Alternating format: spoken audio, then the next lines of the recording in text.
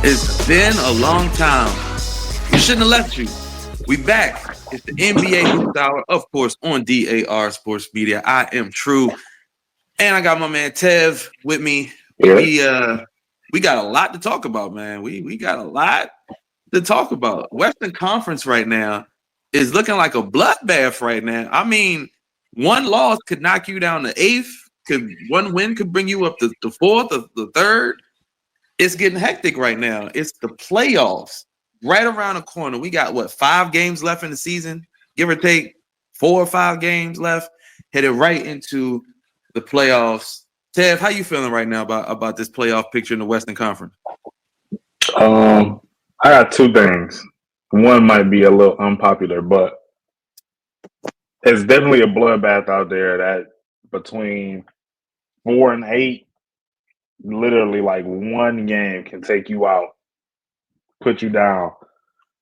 So that's interesting. I'm ready to see because most of those teams in that space are literally either have been on win streaks or like just lost one. Like they literally been scrapping out there. But my second point, my gripe. I'm looking at the play-in bracket at 7 through 10. Mm-hmm. It's 2 46s. That's Timberwolves and Grizzlies. You drop down to 9 and 10. Is the Kings with 38 wins and the Mavs with 38 wins. I don't like the play-in. I've been saying that for years. I don't care about no injuries. I don't care about none of that, no trades or nothing. If those two teams at the bottom somehow make it into the playoffs, I'm gonna be pissed off. They don't deserve it. Facts. Big Don't facts. deserve it. I Y'all agree couldn't with you. y'all couldn't do what y'all had to do. Like I said, I don't care the injuries, whatever. Y'all ain't do what y'all had to do. The teams that's actually in it are actually battling for it. Y'all weren't able to complete the job. Y'all stay down there. Y'all regroup next year and come back and do something different. Yeah. It's the Kings and the Mavericks, they pretty trash. They pretty trash. And the Mavericks, logically, I feel like the Mavericks wouldn't be whoever would be in the 7th or 8th spot, regardless. Mm-hmm. But you just never know. Anthony Davis is back, which, you know what I mean? He does give an advantage, especially on the defensive end. And, Klay Thompson all of a sudden found some rhythm a couple games and putting in 5, 6 threes. And, so all you got to do is get hot for one game and that's it. And you're gone. And that is why I don't like to play in, especially when it's like this. I think if there's maybe 1 to 2 games separating 7 through 10, I'm not opposed to that being a play-in situation. I'm not opposed to that being like, okay, y'all go ahead and see. Especially if all the teams involved had winning records. Especially if that was the case. If you if you 39 and 43, you 38 and whatever, and you you're not gonna finish with a winning record, I'm not really sold on that because these other teams are putting in the work. I mean, you got the Grizzlies, you got the Wolves, you got the Warriors, you got the Nuggets. I mean, you got all these teams here, Clippers. You got all these teams here that have. I mean, the Clippers had a great turnaround because they struggled at one point. They started falling and slipping, and they just Kawhi became Kawhi. Clock back. Yeah, you turn that clock back. And so, that's something to kind of watch for a little bit too. You never know what could happen with that in terms of the Clippers and how far they could go. The Nuggets had their moments where they look good, but they've been on a weird losing streak where Jokic is having like crazy games, putting up these stats, but it's not turning into win. And so you never know. I mean, schedule-wise, some tough games ahead for all those teams in the 4 to 8 spot. It looks like the Lakers will probably finish at third. Probably. I heard LA about to punt this next OKC game. They might sit everybody. Which I could see happening, but unfortunately, that might not be the smartest idea because as we saw with the Lakers so far this year, the games you think they might win, they don't. The games you think they might lose, they don't. And so they play with a little too much. Like let's say Golden State and the Nuggets run the table, right? They run the table for the rest of these 4 or 5 games. And let's say they Nuggets move up to third, Warriors move up to fourth. Let's say Clippers are like fifth or sixth, something like that, or maybe the Grizzlies or something move back up, and the Lakers can end up in 7th or 8th. Just 2, 3 more losses to end the season, because you might need to rest LeBron. You might want to rest LeBron for the playoffs as opposed to playing him 36, 37 minutes in these last 3-4 games. So you never know what could happen. Maybe they feel a little bit, stronger about the rest of the schedule for everybody else. And then, of course, there is the one thing that the Clippers and the Warriors will play, I believe, on the last game of the season or second to last game. So yeah, that scared me. So somebody got to lose that game, and whoever loses that game, they could probably end up in the play-in, unless, of course, somebody else keeps losing. So it's an interesting time right now, especially for all these teams. Speaking of the Grizzlies, I know this is a point of contention that people wanted us to mention. Grizzlies fired their coach, Taylor Jenkins. They still aren't doing any better like that. I mean, like right now, still on the same range, yeah. Yeah, like I don't think the coach was really the problem. I think it's the team. I think that team has a cap, and I've always felt like the Grizzlies have a cap. And as good as they are, as good as Ja is, and I love Ja. Jaren Jackson Jr. having a great season. Desmond Bane in his little arms, he be having some good nights, but the Grizzlies look like they have a cap. Like you can only reach a certain level, and once you reach that level, that's it for you. Yeah. And so that's where I think they are now. I wouldn't pick them in a first round series against anybody above them. So, I don't feel like current state, no play-in, they'd be playing the Thunder, and that's a wash. Yeah, that's not gentleman sweep at best to me. Yeah, that's not going far. And I mean, like I said, it goes back to a couple things here.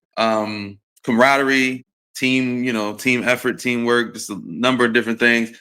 I don't feel like it's really there with them in terms of, I just don't feel like it's there with them. I don't feel like they have what it takes to get to that next level. And as much as I enjoy the Grizzlies and sometimes watching them play, it just doesn't feel like they're going to ever have that year. And I remember there was talks. If things don't go well this year, they might be looking at making some trades. Now, if Ja Morant gets shipped out of Memphis, that could be something to watch for. And then I guess you gotta ask the question: can you win a championship with Ja Morant as your 1A or 1B? Is that a thing? That's going to become a part of the discourse and the discussion. So, I think you and me, Ted, we both agree that the Grizzlies ain't really making no noise, no matter where they finish. So no matter where they finish, they're not doing nothing. How you feel about the Timberwolves, though? I was about to bring them up. I want to see them. I kind of want to see. I want to see them in a series against the Nuggets.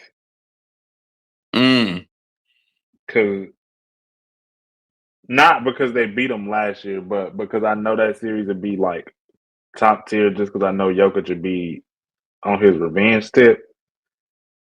But the fact that the Timberwolves got everything together right now, like they gelling well, like the Julius Randle experiment has really been working, especially after the deadline came back. I think that'd be an interesting dynamic to see how they play with Julius against Jokic now. Like, I wonder how that will work. It's gonna be interesting. I like the Wolves. Big fan of Ant. On the court, I don't know what he's doing off the court, clearly, but he's tripping off the court. Yeah, he wilding, but Ant-Man is he great on the court. I believe him and Malik Beasley lead the league right now in 3-pointers made. Haven't seen the update on who was in front. I think Beasley might be in front. Last I checked, but I like the Wolves. I think the Wolves have something. There's something there that you might be able to make something happen. I don't know if I would take them necessarily if they finish at 8th. I don't know if I would take them over to OKC Thunder personally, but I would like to see the matchup with the Rockets. I would definitely like to see that matchup. I actually feel that would be a interesting matchup because the Rockets, to me, even though their record is very good, I feel like it's a little up and down in terms of how I see them. Their offense is questionable. Any team that got to rely on a Dylan Brooks well, not on a Dylan Brooks, but on Dylan Brooks to go off or go crazy. I'm not really worried about them. I'm not gonna lie. Frank Van Vliet, I'm not really worried about that. Defensively, they are tenacious, but offensively, I just don't. Not in the playoffs. Once That's the everything gets Udoka slowing effect. down, yeah. Udoka might pull something out the hat, but yeah, I'm not worried about them offensively in the playoffs. I think they're gonna get too stagnant once everything slow down. Yeah. Well, Lee, my man Lee Harvey, he was late because he was getting washed in the basketball game tonight, and I'm sure there's footage somewhere we can find of you getting crossed over by several young gentlemen on the court. But how you feel about this? How you feel about this play in and the play in and the 3rd to 8th spot in the Western Conference right now? In the West, seeds 3 through 8. That's more entertaining than what's going on in the play-in, because we have 1 week left in the regular season. 3 through 8 all have 32 losses each, and we have no idea, based on any of their schedules, who's going to get in better position, who's going to have a favorable matchup going into the postseason. And I'm not gonna lie, I feel like maybe Golden State, maybe a Houston will get like the 3 or 4 seed, and everything else will probably be up in the air. Yeah, I would personally love to see Golden State get the 4th seed. They had a chance to yesterday, and they played not a bad game defensively, but offensively they couldn't get anything going, and Houston's defense was definitely swarming. However, it needs to be said how disrespected Steph Curry is as a superstar, because I've never seen coverage where niggas is bear hugging you and they allowed to do it. I ain't never seen a superstar get bear hugged. I mean, Thompson had him clinched, and Steph got his arms up like, "Yo, I can't move, nigga, I can't move," and they didn't call shit. And he, and Dylan Brooks is punching him in the arm. I'm like, damn, bro, like, call foul. No, you know what's funny? The funny thing about that game is everything started off perfect. Refs were letting them play, and then it's like a switch hit, and they just said, "Yeah, nah, That's Houston Vegas. Get everything. Warriors, that's Vegas. Nah, y'all Vegas. do it. That's Vegas. I'm always skeptical when stuff like that happen in the game. When referees start taking over the game, I'm like, that's Vegas. That's Vegas shit. There's a reason why. There's a reason why they want that. You know why? Because it probably is more exciting for the NBA to have who's going to finish. Because if Golden State clearly gets the leg up, and they have a slightly easier schedule considering Kevin Durant's out. They're going against the Suns. They're going against Portland. Portland ain't really got nothing to play for. So I mean, maybe they got a slightly easier schedule. The only game I would be worried about for them is the Clippers. But again, it's the Warriors, so you never know. I know what they're setting up for, and I don't like it. The first round series, Warriors versus Lakers. I hate it. That play has now. If the NBA was smart, they would set it up to where it would be they wouldn't see each other to the conference finals. The second year, because that's what they want. Steph versus LeBron. Now here's the thing: we can still find a way to get that. Lakers keep 3rd. Warriors fall in the 4th or 5th.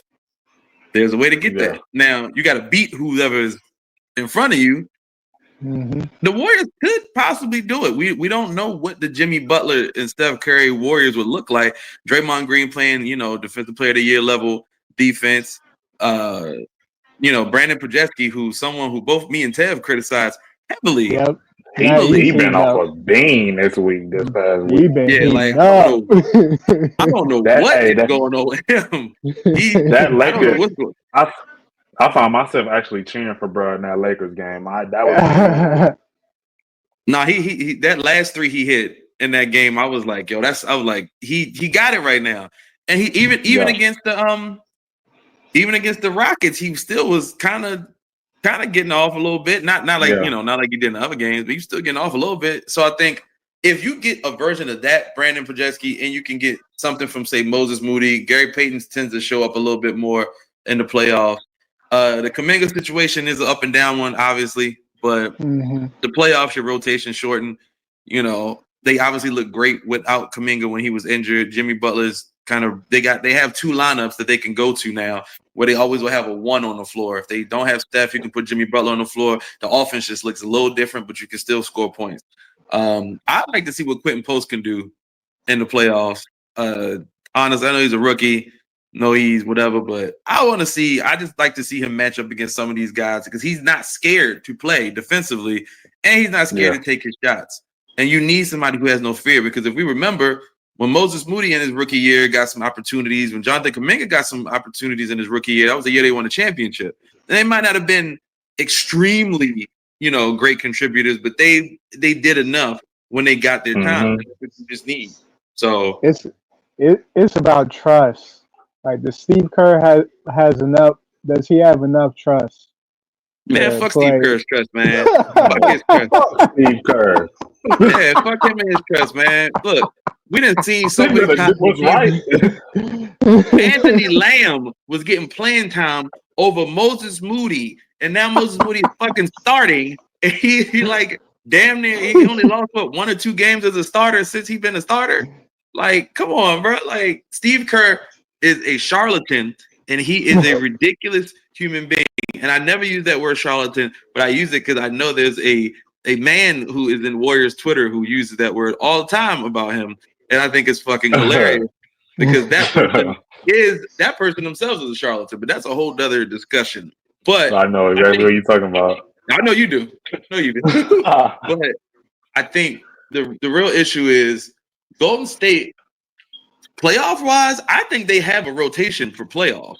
I think Steph look. I mean, outside of the Rockets game, which once again you getting triple team, you getting clothesline and punch, kind of hard to get your shit off. But considering what he did against the Grizzlies, considering what he did against the Lakers, what he did against the Nuggets, I mean, if you get that Steph 3 out of every 4 games, I wouldn't bet against the Warriors at all in any series, no matter who you face. Like, because if you take that Steph and activate playoff Jimmy Butler, and then Draymond Green can keep his level of defense up, that's a really hard thing to beat, because every other team in the NBA and in the Western Conference, and this includes the Lakers, you got LeBron and Luka. We watched the game against the Lakers with the Warriors. We saw the deficiencies on defense that the Lakers have, no matter what you can put, Vanderbilt and all them dudes out there. Austin Reeves is not a great all-world defender. Luka is still food out there. LeBron can still defend when he wants to. Nigga, like 50 years old. Like, so there's all, and then LeBron. I don't think LeBron's still fully healthy. Honestly, I think he's still. I mean, he old. That growing shit. Like, you never really. That's never. You gotta sit down for a couple months and actually let yourself heal when you get older. So I don't know I don't know if the Lakers are even really thinking they could win championship this year, because new, it's fresh. I mean, Luka gonna turn up, obviously, but Luka's also big part of Luka is on the other end, he's not gonna give you as much as you need. So if it is the Warriors and Lakers, I think it'd be a fun matchup. I don't know who I would pick in that one. I personally would want to see the Warriors win. Can I ask him? Yeah. I need Adam Silver to stay out that series, bro. Just let them hoop. I don't need to see 40 free throws a game from the Lakers, bro. Let them hoop. Whoever the best is the best. Like, let them hoop. We don't want to see that at all. And I think that's the problem right there, is that Adam Silver has a tendency to want to control things. It feels like this year, though, there's more of a emphasis on Steph. Even though he don't get the calls, it feels like there's more of an emphasis ever since he ever since after All-Star, feels like people are all of a sudden like, hey, is he top 5 all time? Is he this all time? And the conversations are changing.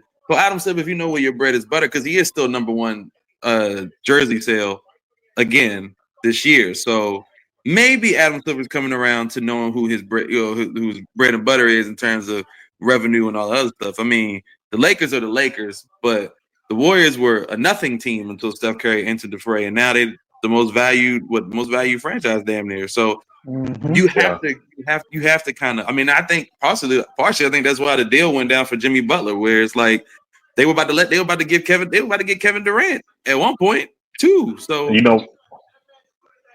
I think that's still possible too, but I can say that for another time. I do, and then I don't. It's just money wise, it'll be hard to work because they're not getting rid of what's name. Sure.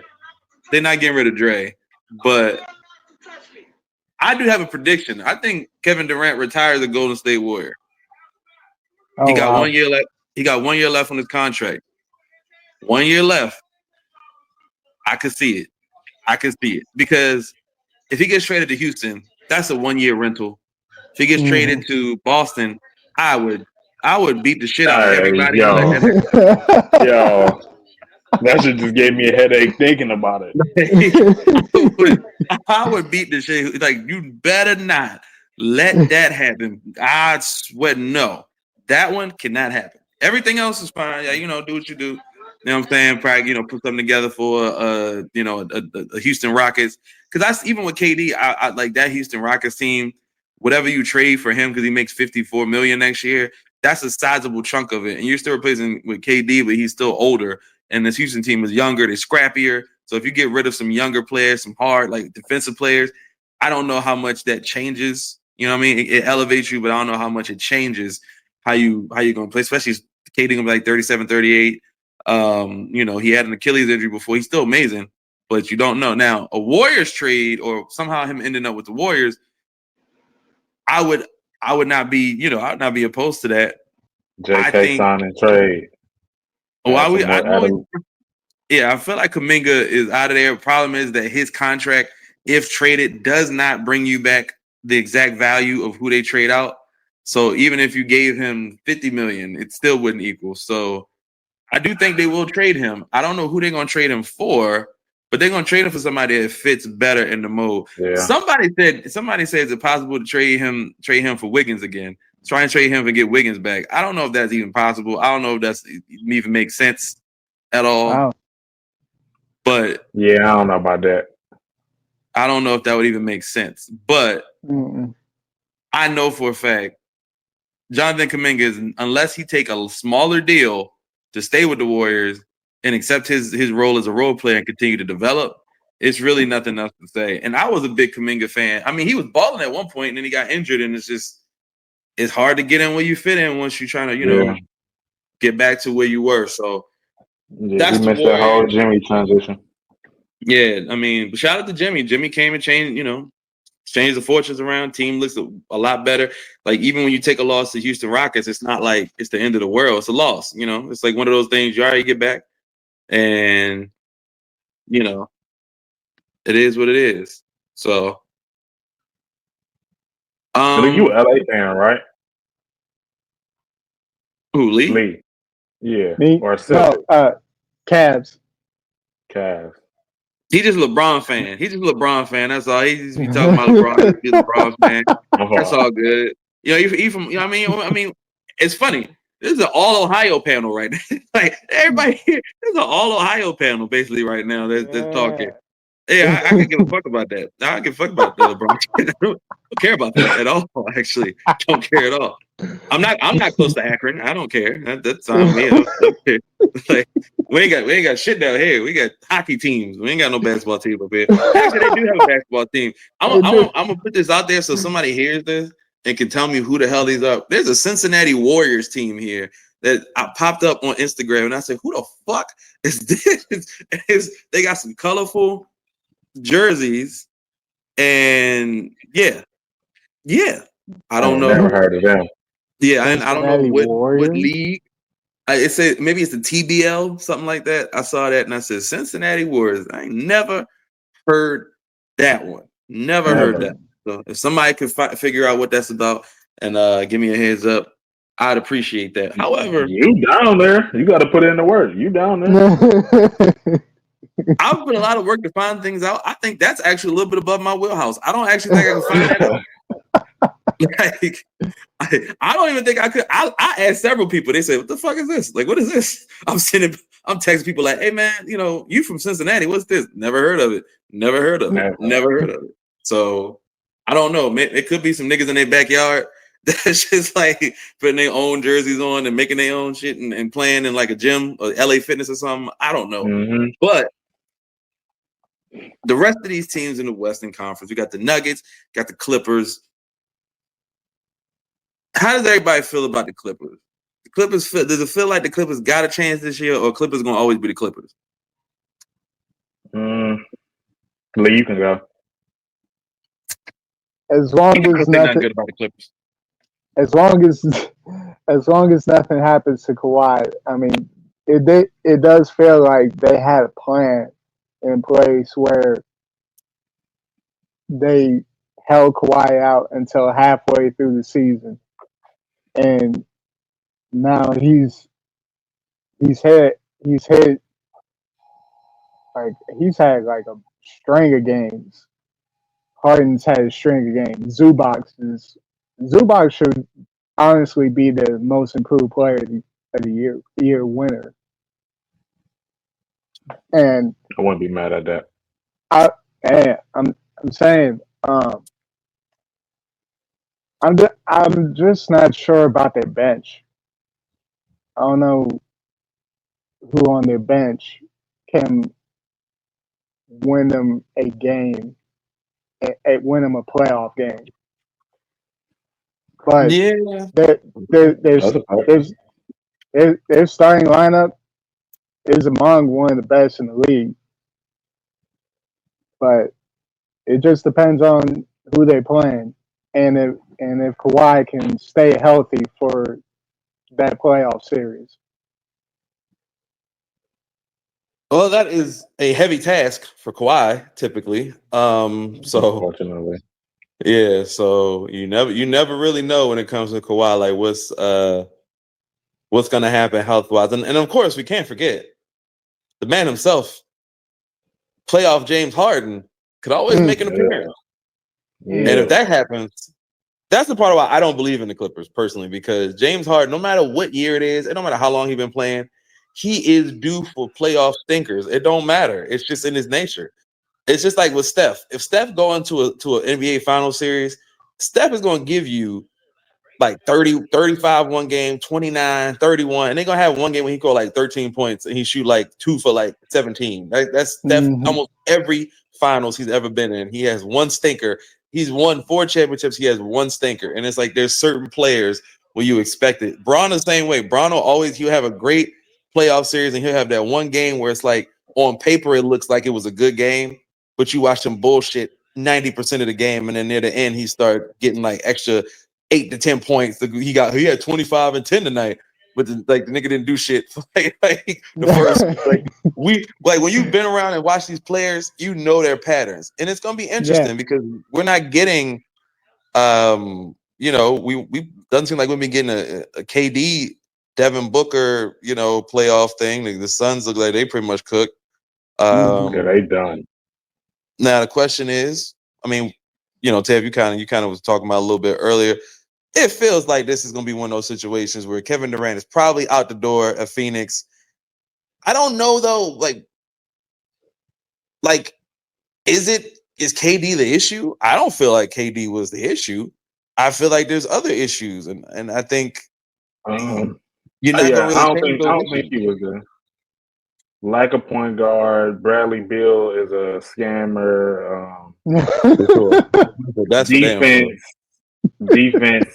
disgusting. Very. Coaching kind of iffy, but I think it's a multitude of problems. Yeah, I think it's a multitude of problems. I don't think KD. I guess his injuries could be a problem, but I wouldn't weigh it over the other stuff. Yeah, well, we'll see how it turns out for the Phoenix Suns in the offseason because them niggas look like they're going to Cancun. So we got the Oklahoma City Thunder. They've been slipping a little bit, lost a couple games, had a chance to look like they could have won 70 games if they really, kept their foot on the gas, and they just dropped a couple. So I mean, they'll obviously probably win over 65, which is still think that's a record for the Oklahoma City Thunder, if I'm not mistaken. So, it's a hell of a season for SGA and the Thunder, number 1 seed, second year in a row. Obviously, at this point, I feel like at this point, there's no need to have this conversation. Jokic putting up 45-point triple doubles and still losing at home. You can't, and really, let's say the Nuggets lost a couple more fucking games, like these last couple games, and dropped down to 6 or 7. If y'all could kill that fucking talk, MVP stuff, and this is and this is why it bothers me. Jokic's MVP stuff bothers me because it's like, bro, nobody else really gets this but him right now. Like, nigga, you was 6 seed. When you was 1 seed, you didn't win MVP when you was a 1 seed. You won it when you was like 3rd or 4th, 6 seed. Like, people was having you in the conversation when you was struggling to get out of 8th seed. You was number 1 on the board when the Nuggets was 8th, and then they eventually rose up to 6th. Like, that's not normal. I don't like that. And on the other flip side of it, you want to talk about somebody who should be having more conversation about being an MVP despite the record is not being that great. Giannis has played. This nigga had 35, 17, and 20. Like, that's you don't get that on a regular basis. Giannis is averaging 30, 12, and 6 or 7, and he's doing it. Damian Lillard missed some games. So it's not like he's doing it with everybody. And I mean, Jamal Murray has missed some games too, obviously for Jokic and them and stuff like that. But on the flip side of that, Chet missed half the damn season for OKC. So all the narratives people use to give Jokic MVP, there's a real big issue to me when I see that, because what SGA is doing, he is leading the league in scoring. He's your scoring champion this year by a good 2 points, like 2 points a game. There's nobody that close to catch him. And on top of that, you have the number 1 team with the number 1 record in the entire league. That's your MVP. Nothing more to be said. But I will ask you guys, because this is a recent conversation that started, and someone has been campaigning for himself a lot to win Defensive Player of the Year. Yeah. And I ain't gonna lie, if he won it, I wouldn't be mad at it. I think he's been phenomenal defensively, especially at his age. He's been defensively. Obviously, we're talking about Draymond Green. He's been campaigning. The media has been campaigning. It feels very Clutch Sports-esque of what happens when people under Clutch Sports all of a sudden like they start like, hey man, like, let's put this narrative out there. Rich Paul made a few phone calls, and like Reggie Miller's like, just give him the trophy now. The nigga made 1 play in a game. Was like, give him the trophy. Like there's not other niggas out there. There's not other players out there that's decent or good. Like, I think Dyson Daniels has a great claim to it as well. Just the amount of steals and the amount of defense he's playing. I mean, my man Thompson out in Houston, he been hooping on that defensive end. He's been, to me, a big part of Houston's defense being what it is personally. So I think there's a number of people who you could give that award to. But I'm gonna ask you, Ted, if you had to make a pick, season's almost over, who's your Defensive Player of the Year this year? Dyson. I don't even got to think about it. There you go. Dyson Daniels. What about you, stuff he's doing? Oh, yeah, you got my fault. No. Go ahead. No. Go ahead. No, you about to explain. I was about to say, I ain't never in my lifetime that I can think of, other than AI and Mike, that I've seen with these steals numbers. What he's doing is unprecedented, and I don't think it should go unnoticed, like, at all. I know they in the play-in, which might make it iffy for him, but he got to get some type of recognition. And I think Defensive Player of the Year is damn good for what he's been doing. No, I agree. Lee, who you got for Defensive Player of the Year? I honestly wouldn't be mad if Dyson Daniels ended up winning the award, but I was going to say Mobley. That's fair too. That's a good one. Yeah. and it's a shame that Mobley's being penalized for not talking because we know Mobley don't say nothing. He just go out there and hoop. He don't campaign. He lets his teammates do campaign for him. But if it's Mobley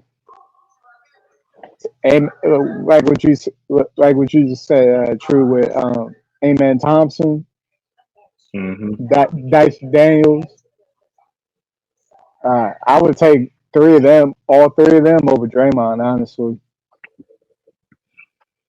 Well, yeah. I'm gonna do the exact opposite, and I'm gonna go for Draymond Green for Defensive Player of the Year, just because he's playing for the Golden State Warriors. That's the only reason why. I think, like I'm gonna be biased in this. I want to see Draymond win, just because I think it'd be fucking hilarious if Draymond won this. Because to be fair, that would be funny. It would be a makeup award. It's a makeup award because Draymond should have more than one. Like Draymond should have more than one. Like, and so. That's a makeup award, and at his age. But I feel like when Wemby went out, everybody was like, "Oh, that's who's going to win Defensive Player of the Year." So nobody was talking about it. And then Wemby went down, and it became like, who can campaign the best to win? Because that's really all it takes. A wide open race. And don't get me wrong, Draymond to me definitely going to be. I feel like he should be first team all defense. Personally, I think he has a claim for it. I think he's been great defensively. He is the heart and soul of the Warriors defense. We know that. Ever since Jimmy Butler came there, he's been willing to. He's been playing free safety like he likes to play. So that is what makes him look like a Defensive Player of the Year candidate. He wasn't really being mentioned for it though prior to the trade, and that's whereas Mobley, I would all by a bias aside, I'd probably go with Mobley just because consistently all year round, the Cavs have maintained a level of play. Whereas and thanks for Thompson also, Houston's had a couple little skids throughout the year, but they got 50 plus wins. So that has to be, has to go. You can't let that go unnoticed. Dyson Daniels, what he's doing, I agree with Tev. It is ridiculous. Those should be your three finalists because they do that shit now where they had the awards and they put like three finalists and shit, and they do all that shit on TNT, NBA awards. So if they do it like that, those should be your three finalists. I'm 99% sure Draymond's going to be the finalist. And I'm almost sure that Draymond's going to probably win. I don't know who. I think Thompson probably missed out of those top three. But, yeah. Dre got the best odds right now. Like, I wouldn't be mad if he won it just because, like you said, it'd be a makeup award because I definitely feel like Kawhi and or Rudy took a couple of his. Yeah, no, Kawhi definitely got one of his. Kawhi definitely got one of Draymond. And Rudy got that 2015 one, if I'm not mistaken. But I wouldn't be. It would be extremely hilarious if he won because he went on ESPN one day and said I should be Defensive Player of the Year, and they was like, "No, you're right. You're right, for like you got a point though." Like for my bias. Don't let Draymond win Defensive Player of the Year, and don't let Steph get number 5. That's all I'm saying. You never hear the end of it. If Steph get number 5, you niggas gotta have a long summer. Oh yeah, absolutely long year. Fuck the summer. It is gonna be because here's the thing. I almost don't want it to happen because Draymond's podcast is gonna be everywhere, and I do not want to hear that shit. Because if they win number 5 and Draymond win Defensive Player of the Year, I don't know one every week. Yeah, I don't know if I could take that, but don't let it happen because the shit I'm gonna talk when Steph win number 5. There's a small group of niggas you can put that got 5. Hell, it's a small group you can put that got 4. Really, like especially superstars, but 5 different. If he get 5 and the amount of time that he has been like on top of the league, I got some harsh takes in the bag. I'm just waiting on it. Yeah, I'm make a lot of people mad. I'm waiting. I'm waiting. I need that. One specific fan base though. One specific. Oh, I know. I'm gonna piss them the fuck off. I can't. Oh, I know. Hope it happens. I can't wait. Don't you know what I'm saying? I know who you're talking about. These are Cavs fans that became Heat fans, that became Lakers fans, and I know who you talk about. I know who you talk about, and that's okay. And I understand Lee. You know, Lee is a LeBron fan because LeBron from Ohio. He from Ohio. Understand that. That's your brother and everything. You know, y'all got distant cousins and shit. That's fine. I don't care about that. I don't fuck with that nigga. I don't fuck with LeBron like that. I think he's one of the greatest players that ever played the game. Absolutely amazing legend. But that nigga can retire now. I'm good. I need him gone right now. I need him gone. Like Luka here now. You know what I'm saying? What they need to do is let LeBron retire. Somebody gets a bonus so I can have Luka, Sabonis, and Reeves. That's the 3 white hopes. I need them 3 on the same team in LA because that'd be the funniest shit ever. Because all them Lakers fans will have to cheer for a white trio of players who can't play no fucking defense. I would love to see that. I don't want the Lakers to have shit. I don't want y'all to have shit in life. I don't want y'all to have anything. I don't like LeBron came there and got AD and brought y'all a championship. That's all you get. That's all you get. I want nothing else to happen for you. No more. No more. I want Luka I want Luka to suffer because Nico Harrison is a bitch. That's why I want Luka to suffer. Not Luka as a player. But I don't. But that trade is bullshit. It should never happen. The league is on some bullshit. They colluded to make that happen, and y'all don't deserve to have the Lakers win shit because of that. Stop trying to help these niggas. Stop trying to help these niggas. And also, real quick, LeBron, you got some fucking audacity, bro.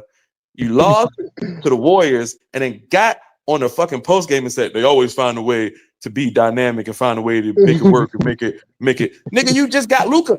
You literally just got what the fuck are you talking about? Austin Reeves scoring 30. Went from Anthony Davis to Luka Doncic. Like, come on, bro. Come on, dog. Like LeBron, you a legend, you great, bro. But when you do that bullshit, especially after a tough loss, it's always when he like on a losing streak on a tough loss. When them niggas winning, LeBron got all the shit to talk in the world. That nigga ain't mentioned Stephen A in a week because they was losing. He ain't mentioned shit. He ain't say nothing about nothing. He was like, they always find a way to be dynamic. Like, really, nigga? Like, really, bro? Come on, dog. Like, really? They always find a way. Them niggas was like under 500 and got Jimmy Butler and went on like a 21-4 streak. You talking about they always find a way to be dynamic. They was trash the last 2 years. They ain't do shit the last 2 years. You ain't had nothing to say. Then I just love to play the game against Steph. Just gotta appreciate Steph. Now you back to like that other shit. He like, this nigga got a chance now. I don't even want to be friends. All that hugging and shit you was doing when y'all was in the Olympics and shit. And he got Jimmy Butler. Now that shit look different. And that's the problem. That's the problem. Steph get a little help. Steph get a little help. What happens? The conversation start acting funny now. Everybody's acting funny because Steph got a little help. Let my man cook. Let the Warriors do something. Hopefully they can make it out the first round, second round. I want to see the Warriors go to the finals because they play amazing basketball. It's good for the league because Steph is still the guy in terms of the like sellout arenas. How many niggas roll into the LA arena and get MVP chance in their arena? You don't get that often. That's not something that's happening often. So got to give Steph credit where it's due. But we had a lot of talk about the Western Conference real quick. Because the Eastern Conference, I don't even feel like it's much to talk about in the Eastern Conference. Like, it don't feel like it's just much going on there. And I hate it because the Eastern Conference has been struggling for years to be like competitive and at least, LeBron left, it was like anybody's game. Now it's the Celtics pretty much got it on lock. The Cavs could do something this year. They could not, won't get too much into them. But let me ask you, Lee, is there any team in the East that feels like a sleeper that could surprise the world and shock the world in the Eastern Conference? See how long you taking to answer? That tells me it's not. That tells because you're thinking. I'm looking at you thinking. You really got to think about it. Yeah. There's nobody. East sucks. It's like a two-team race. It's a two-team race. It's gonna come down to the Cavs and the Celtics. That's it. I mean, if the Knicks had won a game against any, whether it's the Celtics, Cavs, Lakers, like all the good teams, the Knicks keep losing to, and I mean they would have been my sleeper, but no, not them. You put Shorty Put Shorty in the stands every night. OG Anunoby will go out there and oh give 30. yeah. Nigga, I would OG have got gonna out there turn and try into to drop T-Mac 30. out there. You know what I'm saying? Shit, I'd have tried to drop 30 for her. That's a nice one right there. But the Knicks ain't winning shit. The Knicks ain't winning. The Knicks ain't winning. The Pacers, they have their moments where they look nice, but they ain't winning shit. They ain't winning shit. It's just the Celtics have a stronghold on the Eastern Conference, similar right now to me to kind of what the Warriors had on the Western Conference during their run, and kind of feels like they're not as. I don't think they're as good as the Warriors were, because obviously that's a much different conversation. But because the Eastern Conference is so weak in comparison to the Western Conference, it's like the only team I feel like could even give them like any run for their money in the playoff series is the Cavs, because the Cavs have gone toe to toe with them and played them very well so far. And obviously the Cavs don't have the same experience as Jaylen Brown, Jason Tatum in terms of making it to NBA Finals and conference finals and shit like that. But if the Cavs play the way they've been playing, 60 wins, that's a hell of a season. Got to give it up to them. Hell of a season. Regardless of the outcome, whether they Eastern Conference Finals, NBA Finals, they won the championship. Regardless, just to get those 60 wins, that takes a lot of hard work to put in. So big salute to the Cavs. When they wasn't projected. Yeah. No, they weren't. I know you, Lee. You probably had your hopes. You had your high hopes. You was wishing. I didn't even know they were going to win 60 games. I saw somebody talk about this part about the Celtics. I don't think this is a true statement. I think the Celtics somewhat had an underwhelming regular season. And I think it's because people might have expected them to go out there and win 65 games themselves. But when to turn it on and when to turn it off. Celtics have games where they look like nobody could touch them. Celtics have games where they look like they ain't shit. It's just all dependent on the game. It's this long season. It's 82 games in a season. We're almost at the end of that. You will see what the Celtics are made of once the playoffs hit. However, my one concern with the Celtics is you get lackadaisical and start jacking threes up. A game could get out of control, and you got to get back into it. And what y'all go to is jacking threes, shooting threes. And if this shit's not falling, it's a wrap for you. So that's my concern for the Celtics. I still think we're getting the Celtics and Cavs Eastern Conference Finals. Would not bet on anybody else. Especially since they're 1-2 in the conference. That's literally what it's set up for, 1-2 matchup. So unless something happens like an injury or something like that to one of these, a big player like a Jason Tatum or Jaylen Brown or Donovan Mitchell, maybe. But if that is the case, then I'd have to pray for whoever come out the East in that case, because you ain't beating whoever come out the West. If it's not one of those top two, I don't feel good about the Knicks beating somebody, or the Pacers beating somebody, or the Bucks. Depending on what Dame's situation with his blood clot is, we don't know. We don't know how that's going to affect. We don't know what the playoffs looking like. So I don't see that. I will say I do have a slight sleeper team.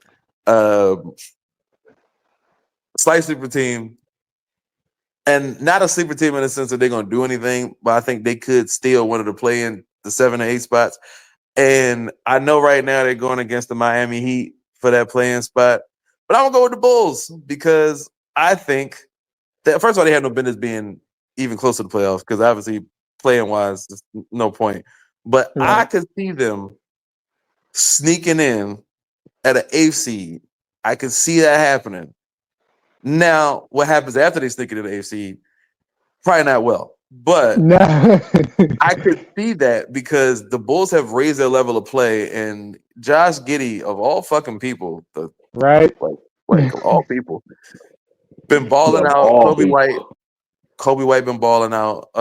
Bulls look decent, and that's all. I guess that's all you can ask for, really. Them to ball out, do their thing, and I gotta ask you then, Tev, because I just mentioned the Bulls.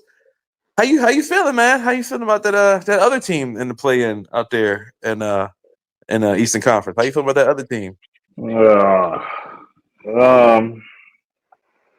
I'm sorry to make you do this. I'm not feeling them. Not feeling them at all. Like now, they've been on a little not streak, but after they went on that 10, 11 game losing streak, they started winning. They went on a 5-game streak after that. But that Ja game winner, low key, made me remember, like, oh yeah, they not that good for real. So yeah, it's still the same tale as I've been preaching this whole season. I don't know what's going on with Spo. He got something personal going on. He tweaking this season. He not doing what he's supposed to do. I will say Bam has picked it up on it, like after the Jimmy trade, especially since they started playing Ware at the 5, and Bam can play the 4, his true position. Finally, Tyler Hero been playing at the same level all season, but I really don't think it's good enough. Like they got a bottom 10 offense, top 10 defense, I believe, but yeah, that offense will not cut it in the postseason. If they can make it to the postseason, big if, all caps, bolded, if it will not last at all. Yeah, it's looking rough out there in the Eastern Conference. Western Conference obviously doing what they do, and we got a couple more games left, so we're gonna see how it goes. There wasn't too many games today, wasn't too many NBA games today that went on, so we'll see how the rest of this week shakes out. We're basically at the end of the season, but with that, Hoop Hour, we're gonna have some playoff coverage. We're gonna a little more frequent with the episodes. Obviously, we haven't been as frequent with episodes in general because I mean it's just sort of a downtime in the sports world. We're starting to, baseball's back, soccer's around, hockey's around, but things ain't really trying to talk about that. So, I mean, we definitely gonna have more episodes coming on, especially for the playoffs. Stay tuned to the Medium site. More content. Been a little slow in the Medium site. It's because I mean it's not like a flex, but we doing enough numbers where I don't have to you don't have to put out 3, 4, 5 articles a day right now. But we will have more content always. Want to keep the momentum going. And I think I'm looking at him right now. We'll see if I get a head nod that a World of Wrestling will be coming up shortly at some point.